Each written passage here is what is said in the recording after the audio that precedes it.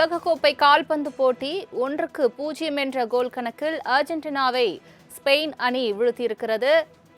இரண்டாவது முறையாக கால்பந்து உலகக்கோப்பையை ஸ்பெயின் அணி கைப்பற்றியிருக்கிறது. முக்கிய செய்தியாக பார்த்து வருகிறோம். 2010க்கு பிறகு மீண்டும் ஸ்பெயின் அணி சாம்பியன் பட்டத்தை வென்றிருக்கிறது.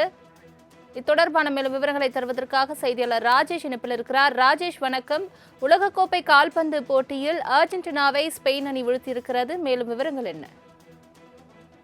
மிகவும் பரபரப்பாக எதிர்பார்க்கப்பட்ட ஒரு முடிவாக பார்க்கப்படுகிறது. குறிப்பாக கால்பந்து ரசிகர்கள் மிகவும் எதிர்பார்த்த ஒரு போட்டி என்றே கூறலாம். மிகவும் பரபரப்பாக நடைபெற்ற இந்த போட்டி என்பது கால்பந்து ரசிகர்களிடையே மிகப்பெரிய ஒரு உற்சாகத்தை ஏற்படுத்தியிருந்தது. நியூயார்க் நியூ ஜெர்சி மைதானத்தில் நடைபெற்ற 2026 உலகக்கோப்பை இறுதிப் போட்டியில் நடப்பு சாம்பியன் அர்ஜென்டினாவை 1-0 என்ற கோல் கணக்கில் வீழ்த்தி ஸ்பெயின் அணி புதிய உலக சாம்பியனாக மகுடம் சூடியிருக்கிறது.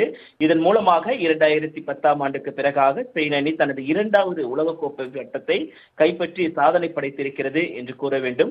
பரபரப்பாக நடைபெற்ற நேற்றைய இந்த ஆட்டத்தின் இறுதிப் போட்டியில் 90 நிமிட ஆட்ட நேர முடிவில் இரு அணிகளும் கோல் எதுவும் அடிக்காததால் ஆட்டம் கூடுதல் நேரத்திற்கு சென்றது. கூடுதல் நேரத்தில் 106வது நிமிடத்தில் ஸ்பெயின் அணியின் மாற்று ஆட்டக்காரராக களம் புகுந்த டோரஸ் பந்தின் அர்ஜென்டினாவின் வலைக்குள் செலுத்தி ஒட்டுமொத்த மைதானத்தையும் அதிர வைத்தார். அந்த ஒரு கோல் ஸ்பெயின் வெற்றிக்கு காரணமாக அமைந்தது என்று குறிப்பிடலாம். அர்ஜென்டினா அணியினுடைய கோல்கீப்பராக இருக்கக்கூடிய மார்டின்ஸ் இந்த போட்டியில் ஸ்பெயின் அணியின் கோல் முயற்சிகளை பல முறை சாதுரியமாக தடுத்து நிறுத்தினார்.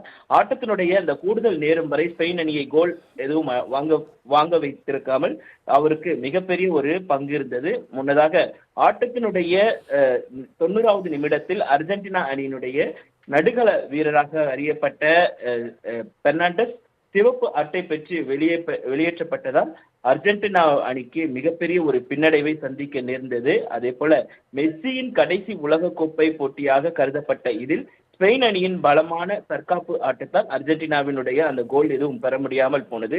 இதன் மூலமாக யூரோ 2024 சாம்பியனான ஸ்பெயின் தற்போது உலகக்கோப்பையையும் கைப்பற்றி சர்வதேச கால்பந்து உலகின் அசைக்க முடியாத அணியாக உருவெடுத்திருக்கிறது என்பதுதான் உண்மை.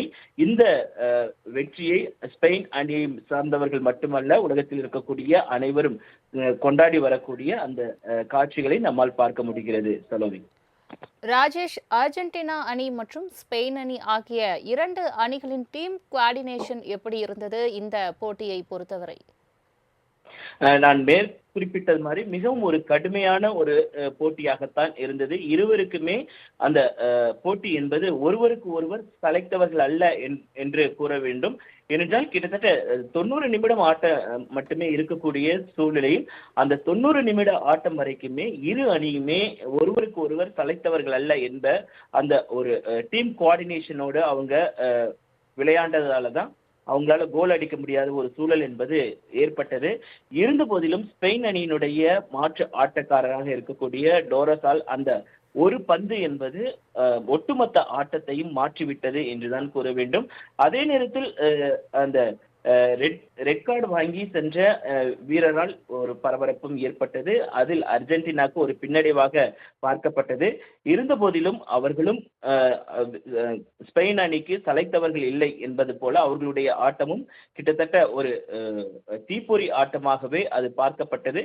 கடைசி நிமிடத்தில் அந்த ஆட்டம் என்பது ஸ்பெயின் அணிக்கு சாதகமாக அமைந்ததன் காரணமாக வரலாற்று சாதனையை ஸ்பெயின் அணி படைத்திருக்கிறது. சலோமி. ரசிகர்களை பொறுத்தவரை அவர்களின் எதிர்பார்ப்பு என்னவாக இருந்தது? அர்ஜென்டினா அணி மீது அதிக வெற்றி வாய்ப்பு இருக்கும் என்ற எதிர்பார்ப்பு இருந்ததா, அல்லது ஸ்பெயின் அணி மீது ஆர்வம் காட்டியிருந்தார்களா? எப்படி பார்க்கப்படுகிறது ராஜேஷ்? தலைமை குறிப்பாகவே நடப்பு சாம்பியனான அர்ஜென்டினா மீதுதான் எல்லாருக்குமே ஒரு ஈர்ப்பு என்பது இருந்தது. ஏனென்றால் அவர்கள் சிறப்பாக கடந்த ஆட்டங்களை அவர்கள் விளையாடி இருந்தார்கள். அதன் காரணமாக ஸ்பெயினை அவர்கள் வீழ்த்தி விடுவார்கள் என்றுதான் ரசிகர்கள் ஒட்டுமொத்த ரசிகர்களுடைய எதிர்பார்ப்பாகவும் இருந்தது. ஆனால் அதே நேரத்தில் ஸ்பெயின் வெற்றி பெற வேண்டும் என்பது பலருடைய கனவாக இருந்தது. அவர்கள் ஏனென்றால் 2024 அவர்கள் விளையாடிய அந்த யூரோ சாம்பியன் போட்டி என்பது மிகவும் முக்கியத்துவம் வாய்ந்ததாக பார்க்கப்படுகிறது. அதில் ஸ்பெயினுடைய அந்த பெர்ஃபார்மன்ஸ் என்பது உலக அளவில் மிகப்பெரிய அளவில் பேசப்பட்டது. ஸ்பெயின் தனக்கு தனக்கென ஒரு ரசிகர் கூட்டத்தை அப்பொழுது பெற்றிருந்தது. அவர்கள் ஸ்பெயின் நிச்சயமாக வெற்றி பெற வேண்டும் என்பது அவர்களுடைய கனவாக இருந்தது. அதே நேரத்தில் மெஸ்ஸியினுடைய கடைசி உலகக்கோப்பை போட்டி என்பதாலும் ஸ்பெயினுக்கு ஒரு மிகப்பெரிய ஒரு அழுத்தம், மிகப்பெரிய ஒரு ரசிகர்களிடையே ஒரு எதிர்பார்ப்பும் இருந்தது குறிப்பிடத்தக்கது.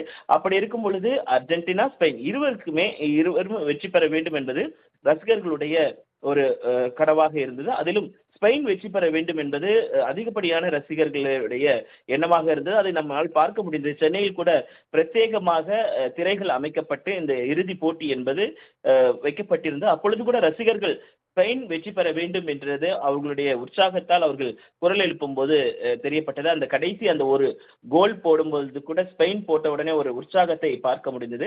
ஒட்டுமொத்தமாக ரசிகர்களுடைய எதிர்பார்ப்பு 2 அணிகள் மேலும் இருந்தது. ஆனால் அதனை ஸ்பெயின் பூர்த்தி செய்திருக்கிறது என்பதுதான் உண்மையாக இருக்கிறது. செலவி, தங்களின் முழு விவரங்களுக்கு நன்றி ராஜேஷ்.